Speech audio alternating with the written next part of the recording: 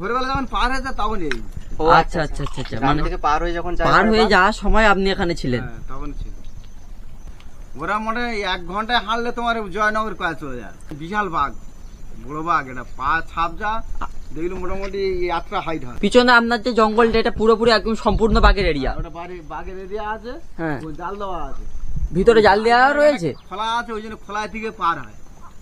শীতকালটা মানে বেশি ওরা এই গ্রামে পার হয়, মানে বর্ষাকালে ওরা খুব একটা সুন্দরবনের প্রতিটা মানুষই বলে যে শীতের সময় বাঘের অত্যাচার একটু বাড়ে। এই জঙ্গল আর ঠিক এর পাশেই কিন্তু মাছের ভেরি বা মাছের ফিশারি বলতে পারেন আপনারা। এখানে নাকি 2-1 দিন হলো বাঘ এসেছিল। গরমের সময় তো বার হতে পারতো, কিন্তু ঠান্ডার সময়টাই বার হয়। হ্যাঁ, গরমের সময় জঙ্গলটা আপনারা দেখছেন বন্ধুরা, একটু যদি খেয়াল করেন ভালো করে দেখবেন একটাও কিন্তু জাল নেই। তো সুতরাং বাঘকে কিন্তু নদী অতিক্রম করে গ্রামের এই মানে এই যে এই পারের গ্রামে আসা খুবই সহজ। গুড মর্নিং বন্ধুরা, গুড মর্নিং ফ্রম সুন্দরবন। সুন্দরবনের আরও একটা নতুন ভিডিওতে আপনাদেরকে সকলকে জানাই স্বাগত। তো আজ আমি যে জায়গাতে এসেছি মূলতভাবে এখন আমি যেখানে রয়েছি এই যে জঙ্গলটা আপনারা দেখতে পাচ্ছেন, এই জঙ্গলের পর কিন্তু রয়েছে মাগরি নদী, তারপর ওপারটাতে রয়েছে কিন্তু বাঘ জঙ্গল, যেটা কিন্তু টোটালি পুরো বাঘের এরিয়া আর কি। তো এখানে মূলতভাবে শীতকালে প্রচুর পরিমাণে বাঘের উপদ্রব হয়। এখানকার সাধারণ গ্রামের মানুষ বলুন, এখানকার যারা মৎস্যজীবীরা তাদের মুখ থেকেই শোনা। তো এই জঙ্গলটা আজকের আমরা ঘুরবো মানে এবং এখানকার যে সাধারণ গ্রামের মানুষজনরা আছে ওনাদের সাথে কথা বলবো। তো আশা রাখি ভিডিওটা আপনাদের ভালো লাগবে, শেষ দেখতে থাকুন। তো চলুন। তো এই যে রাস্তাটা আপনারা দেখতে পাচ্ছেন, এটা কিন্তু একদম মাটির রাস্তা, আর এটা ধরে কিন্তু এখন আমরা সামনের দিকে এগিয়ে চলেছি। যে সামনের দিকে যাই, এই পাটটা কিন্তু সম্পূর্ণ গ্রাম, আর এই গ্রামের পাশে কিন্তু এটা হচ্ছে নদী বাউন্ডারি, আর এই নদী বাউন্ডারি ধরে কিন্তু আমরা সামনের দিকে এগিয়ে চলেছি, বাম পাশে জঙ্গল রেখে। তো সামনের দিকে যাওয়া যাক, এবং কোনো যদি সাধারণ মানুষকে দেখতে পাই তাদের সাথে কথা বলবো এবং আপনাদেরকে জানাবো যে এখানে ঠিক বাঘের উপদ্রব কেমন হয়। কোনখানে? ওই ভুবনেশ্বরীতে। ঠান্ডা পড়েছে তো, ঠান্ডা পড়া মানে বাঘ। আপনাদের এখানে শীতকাল চলাকালীন বেশিরভাগই হয় না? শীতকালে বাঘ এবারে কেন পেরিয়েছে একটু বলতে পারবেন না? ঠিক কেউ বলতে পারে না ঠিকঠাক। তা বলতে পারবো না, অত বলে নাকি বাচ্চা মানে সুরক্ষিত রাখার জন্য বলে অনেকে অনেক রকম কথা, কিন্তু অ্যাকচুয়ালি বেরোয় কি কারণে সেটা কি করে বলবো বলো। গরমের সময় তো বার হতে পারতো, কিন্তু ঠান্ডার সময়টাই বার হয়। হ্যাঁ, গরমের সময় কিন্তু আসে না। এই যে গ্রামটিতে আমি রয়েছি, এর যে পাশের যে বাঘ জঙ্গল না, এখানে কিন্তু মোটামুটি শীতকালে প্রতিনিয়ত প্রায় সময় কিন্তু বাঘে চলে আসে, বাঘ নদী অতিক্রম করে গ্রামের মধ্যে চলে আসে। তো কেন চলে আসে, কি বৃত্তান্ত, তা কিন্তু মানুষের অজানা। একটাই হয়তো কারণ হতে পারে, কিন্তু এই সময় যে মেয়ে বাঘগুলো তারা কিন্তু মানে বাচ্চা প্রসব করে। তো সেই সূত্রে কিন্তু একটা কারণ যে মানে খাদ্য সংকটের কারণে এই গ্রামের মধ্যে চলে আসতে পারে, বিভিন্ন কারণ হতেই পারে। তো আমার তা অজানা, আপনারা যদি জানেন অবশ্যই কিন্তু একবার কমেন্টের মাধ্যমে জানাবেন কি কারণে বাঘ জঙ্গল ছেড়ে গ্রামের মধ্যে চলে আসে। এই যে ফিশারিগুলো আপনারা দেখছেন না, এগুলো কিন্তু সিজন ব্যবসা হয়, ঠিক আছে।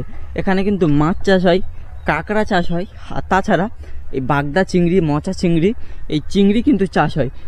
তো এই যে ব্যবসাটা কিন্তু সিজন ওয়াইজ হয়। এখানে দেখতে পাচ্ছেন বিভিন্ন ছোট ছোট কুঁড়ে করা, এই যেমন এই একটা, ওই পারে একটা, এরকম সব কুঁড়ে করা রয়েছে। এগুলো কিন্তু সিজনে চলে, এখন কিন্তু অফ সিজন, সেই জন্য কিন্তু এটা পুরো কিন্তু ছেঁচে রেখে দিয়েছে। পরবর্তীতে এখানে কিন্তু জল দেওয়ার পর আবার কিন্তু পুনরায় এখানে মাছ বলুন, চিংড়ি বলুন, যেটা হয় আর কি, চাষ করা হবে। আর এই ঘরগুলো আপনারা দেখছেন, এগুলো কিন্তু ফিশারি মোনা, এগুলো কিন্তু অ্যাকচুয়ালি ফিশারিই বলে। ফিশারি মোনার জন্য কিন্তু এই ঘরগুলোকে সাধারণত ব্যবহার করা হয়। আপনারা মূলতভাবে সবাই জানেন যে সুন্দরবন কিন্তু বিখ্যাত রয়্যাল বেঙ্গল টাইগারের জন্য।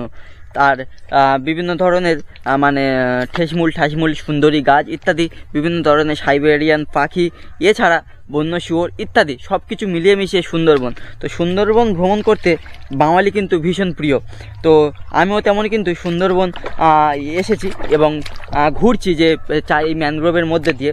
এখন আমি যে ম্যানগ্রোভটিতে মধ্যে রয়েছি এটা কিন্তু একদম কিন্তু সেফটি একটা এরিয়া।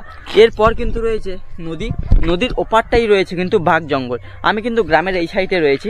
তো সামনে একটা কাকুকে দেখা পাচ্ছি যে যিনি কিন্তু নৌকার মধ্যে বসে রয়েছে। তো চলুন ওনার সাথে কথা বলি। প্রায় মানে 7-8টার দিকে উঠেছে সন্ধ্যা, তাই তো?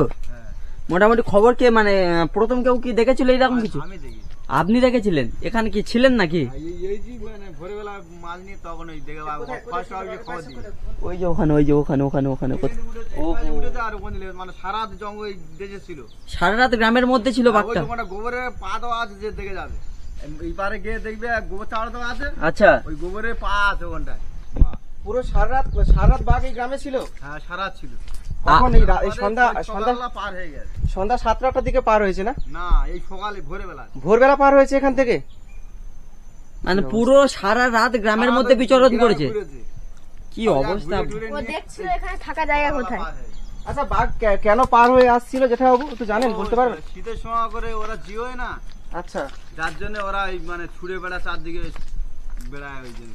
এই যে এখানেও রয়েছে। হ্যাঁ ওই ওখানে উঠেছে, এই সোজা উঠেছে। এই সোজা করে উঠে এখান থেকে উঠে এখানে এসেছে। এখান থেকে উঠে ওখান থাকতে নেমে এসেছে। মেয়ে বাঘ ছিল যেটা বাবু? মেয়ে বাঘ, এড়া এড়ে বাঘ। আচ্ছা, পুরুষ বাঘ।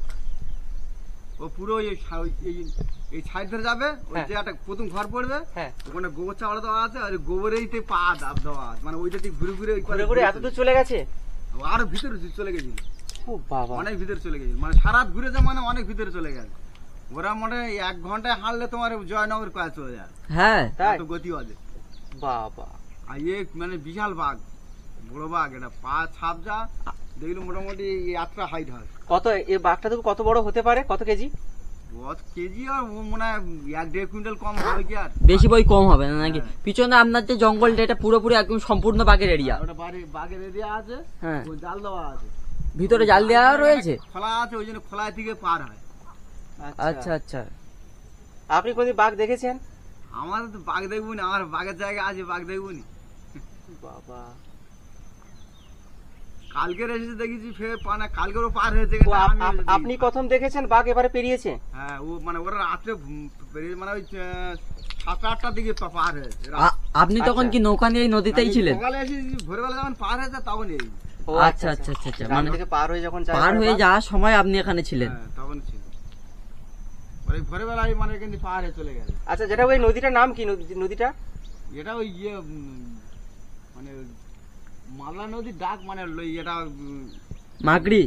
হ্যাঁ, মাগরি না মাগরি না, এটা ডাবরহানা বলে। এটা ডাবরহানা, ডাবরহানা নদী, মানে মাদলা নদীর ডাক, তাই তো?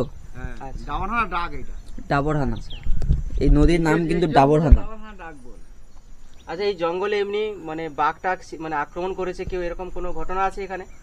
আছে অনেক দিনে। অনেক দিন আগে না, মানে এই কয়েক বছর আর ঘটে, মানুষ সতর্ক হয়ে না গেছে। না, এই কয়েক বছর বলতে এই বছরে মানে মানে এটা একটা সিজন আছে, মানে ওই আমাদের 3 মাস করে নদী বন্ধ থাকে। আচ্ছা 3 মাস পরে মানে কিছু পার্টি লেবেছে চুরি করে, আচ্ছা মানে ওই আমাদের এই বাঞ্চাউড়ি ওখানটা একজনা পড়েছে, মানে আচ্ছা কাছাকাছি। আচ্ছা, ওই চুরি কানাতে গেছিল, ওখানটা একজনা পড়েছে, জন্মই ফেলেছে মানে এই বছর, মানে অফ সিজনে, যখন আমার কারবার চলে না তখন। ওরে বাবা, আর এখানে তো মানে প্রায় তাহলে বাঘের ডাক শোনা যায়, বলুন সন্ধ্যা হলে? হ্যাঁ, এই তো আমার 2-3 দিন আগে আমরা জাল বয়াছে, বাঘ ডাকছে। ওরে বাবা, এদের বাঘ তো প্রচুর বের।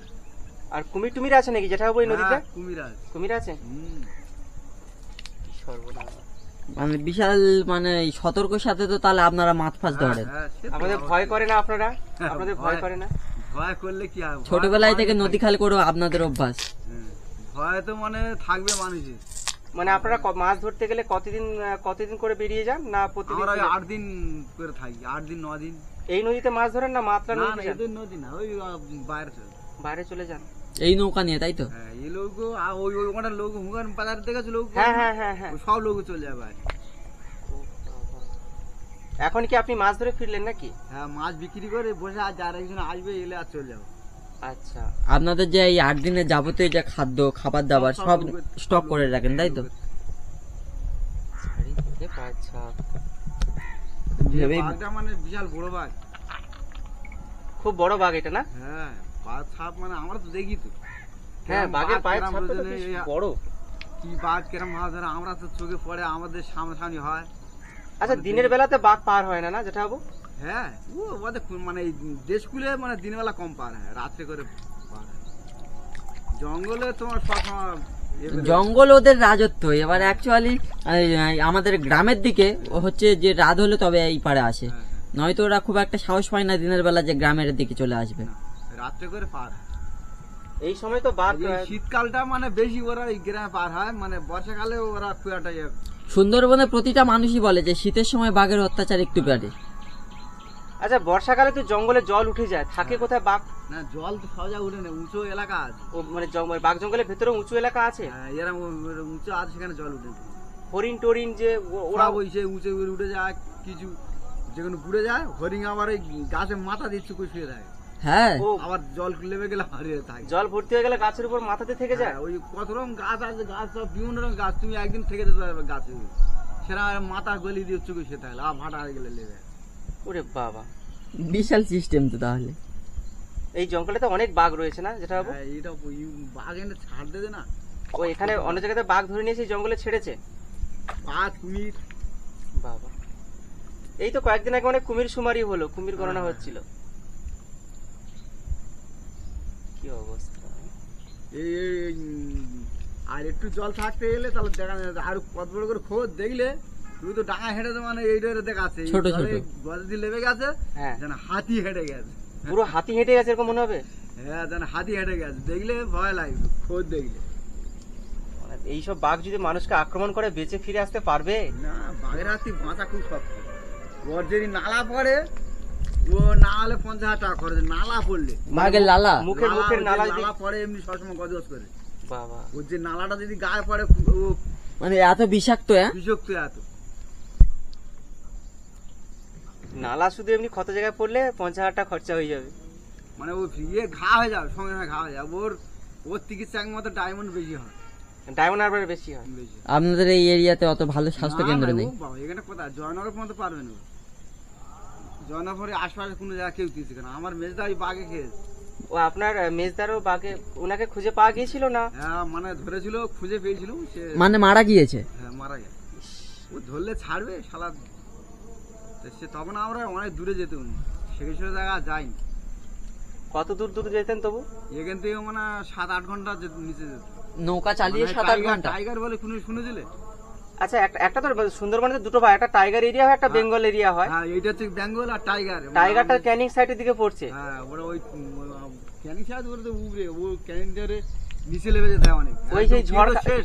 এই মরিচ ঝাপি টাপি যেসব, হ্যাঁ, কেঁদো শেষ, মানে ওই জঙ্গল কেঁদো, শেষ। হ্যাঁ ওই কেঁদোটা একদম শেষ দ্বীপ তো। হ্যাঁ, ওই শেষ দ্বীপ, ওই শেষ দ্বীপের ওই পারে।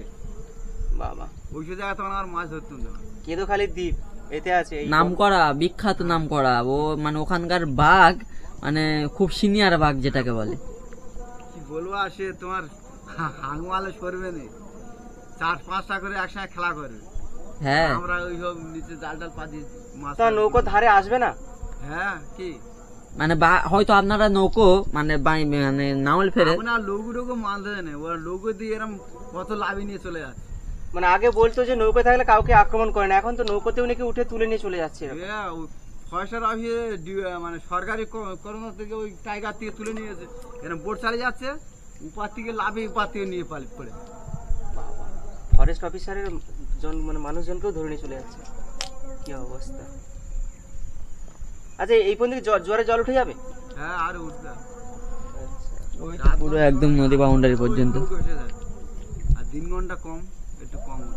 মানে আমরা যদি ঘন্টাখানেক আগে আসতাম তাহলে আরো ভালোভাবে। ভালো একদম পরিষ্কার দেখা যেত, একদম ওখানটা যা লেবেছে তো, হ্যাঁ, একদম মানে এইটা দিয়ে উঠেছে আর ওই জঙ্গল দিয়ে নেমে চলে গেছে। মানে এইটাতে উঠে দেশে ঘুরেছে, মানে সারা আচ্ছা, ঘুরে সেই একই পথ থেকে লেবে চলে গেছে। তাহলে কত স্মৃতিশক্তি দেখো, মানে সব জায়গায় ঘুরে গেছে, সেই জায়গা আমরা এইটুকু এসেছি, রাস্তা খুঁজে পাচ্ছি না, ওরা এই জঙ্গলে উঠে কোন থেকে জঙ্গল থেকে বেরিয়ে গেছে তাহলে। হ্যাঁ, উঠে গেছে যেখান থেকে, সেখান থেকে ফের চলে গেছে। তাহলে কোথায় কত ঘুরেছে, ঘুরে তাহলে সারাত মানে ঘুরেছে মানে ও কি আর এগিয়ে ছিল, বিভিন্ন জায়গায় ঘুরেছে। যাই হোক কারোর ক্ষতি করেনি, এটাই মঙ্গল। এই পথে যাবে যে ওই প্রথম ঘরটা পড়বে, গোবর হাতে দেখবে, গোবরের এরকম পা ছাপ আছে এখনো রয়েছে, তাই তো? হ্যাঁ যাই হোক, ওটা আমাদের দেখা হয়নি, যাওয়ার সময় দেখতে হবে। যাওয়ার সময় দেখে যাবো, এই পাতে উঠেছে, ওই পাতে ঘুরে ঘুরে ওই পাতে চলে গেছে। কত মানে কতটা স্মৃতিশক্তি থাকলে একই জায়গা থেকে আবার নাবে। হ্যাঁ, আর বাঘের বুদ্ধি বেশি তো। বাঘ তোমার শিয়ার যে যখন বসবে, মানুষে যখন ধরবে, তোমার গ্যাস কোথায় যাবে, ওর সারা কোথায় যাবে, ওদের সেইরকম ভাবে তোমার খাওয়া বাঁচিয়ে ওরা ঠিক শিয়ার দেবে। মানে ওর নেট যদি নেড়েছে নেড়ে ওর কামড় মারবে, সারা হাত দেবে না একদম। ওরে বাবা, ওর এত ইয়ে। আর বাঘের গায়ে নাকি প্রচুর তীব্র গন্ধ। হ্যাঁ, গন্ধ খুব। ওর গন্ধ সেই ওই বলি না যে ওর গন্ধ তোমার নাকে না লাগবে সেরকম ভাবে ওরা সরে থাকবে, সাইডে সরে যাবে। এইদিকে ধরো এই হাওয়া মারতেছে, ও তখন ওই যদি ঘুরিয়ে তোমার ওই পারে যাবে। আচ্ছা আচ্ছা, এত বুদ্ধি ওর, এত বুদ্ধি ওর। মানে এখানে তারা দুদিন ছাড়াই তো বাঘের মানে মোটামুটি এই তো উড়ি উড়ি দুদিন পার হয়েছে, এর আগে পার হয়নি। এই উড়ি উড়ি দুদিন পার হয়েছে, ওই জন্য ফার্স্টার থেকে এসেছিল আজকে দেখতে। আচ্ছা ওরা দেখে গেছে মানে বিকেলে আসবে, এসে এখানটা থাকবে, মানে থেকে ঘিরে টেরে দেবে। আচ্ছা, মানে এখানে জাল একটা কোথায় তো মানে নষ্ট হয়ে গেছে হয়তো জাল। কোথাও নষ্ট হয়ে গেছে মানে এই খালটা মানে ইয়ে আছে তো, এই খালটা দিয়ে পার হচ্ছে। আচ্ছা, কত জাল ঘিরবে সব, এই নদীর গভীরতা আছে তো ভালো, মোটামুটি আছে, অল্প আছে। আচ্ছা বাঘের কাছে ভাটা হয়ে গেলে এই নদী কি এক সরু মিনিটে একদম। লাফ দিয়ে চলে যায়। এ তো ইয়ে তো ওদের কি, ওই যে বিদ্যা নদী বলে, মানে আমাদের বোট চালিয়ে যেতে 30-35 মিনিট করে 1 ঘন্টা করে লাগে। ওই যে বিদ্যাধরী নদী। হ্যাঁ, ওই বিদ্যের যে নদী, হ্যাঁ। ওই নদী খেয়ে চলে আসে। বাবা, আমাদের সুখে পড়ে যায় মাতলা নদী খেয়ে গেছে আমাদের সামনে। আমি হাংমেরি জল ছাড়া এতটা উঁচু হয়ে, এই জল আছে এতটা উঁচু হচ্ছে, এরা ঠেলে উঠে। ওই বাবা, আর এইসব লোক যদি হাতা মারে ডুবিতে, খুব ওজন। হাতাল মেরে ডুবি, মানে নখগুলো তাহলে কত বড় বড়। শক্তি বিশাল তো, বিশাল শক্তি। বিদ্যাধরী নদী আর মাতলা নদীর যে সংযোগস্থল, ওখানে নাকি প্রচুর পরিমাণে স্রোত, মানে টান প্রচুর। হ্যাঁ, হ্যাঁ। তা ও ওদিক টান, ও আবার জলে লাভবে, এরকম হাত দিয়ে দিয়ে দেখবে টান আছে কত। হ্যাঁ, লেজ টেজ দিয়ে নাকি ডুবিয়ে দেখে কোন দিকে টান আছে। না, এই হাত দিয়ে এরকম এরকম ভাবে দেখবে, শুনবে যে পা দেবে না, হ্যাঁ এরকম করে দেখবে কতটা টান আছে। দেখে টান যদি কম হয় তাহলে খেয়ে উঠবে, না হলেও যা লাভ। এই তো নৌকা আসছে মনে হয় আপনাদের। যান যান, যেটাও সাবধানে থাকবেন, সাবধানে করুন। তো বন্ধুরা, বুঝতেই পাচ্ছেন এই জঙ্গল আর ঠিক এর পাশেই কিন্তু মাছের ভেরি বা মাছের ফিশারি বলতে পারেন আপনারা। এই জঙ্গল একদম কিন্তু নিস্তব্ধ। একটু যদি সামনের দিকে তাকিয়ে থাকেন, দেখছেন একদম পুরো কিন্তু ফাঁকা। এই সাইডটাতেও একটা আমার সাথে যে দাদা এসেছে উনি রয়েছে, আর এই পাটটা কিন্তু টোটালি পুরো ফাঁকা। আর এখানে নাকি 2-1 দিন হলো নাকি বাঘ এসেছিল। তো এখানে মানে যখন রোড ছেড়ে ভিতরে গ্রামের ভিতরে ঢুকছি, মানে নদী বাউন্ডারির কাছে আসছি, তখনই কিন্তু গ্রামের মানুষজনদের মুখ থেকে শুনি আর কি। তো এই যে তবে কারোর ক্ষতি করেনি, এটাই যথেষ্ট। এসেছিল, আবার যেমন এসেছিল তেমন চলে গিয়েছে গ্রাম ঘুরে, এটাই।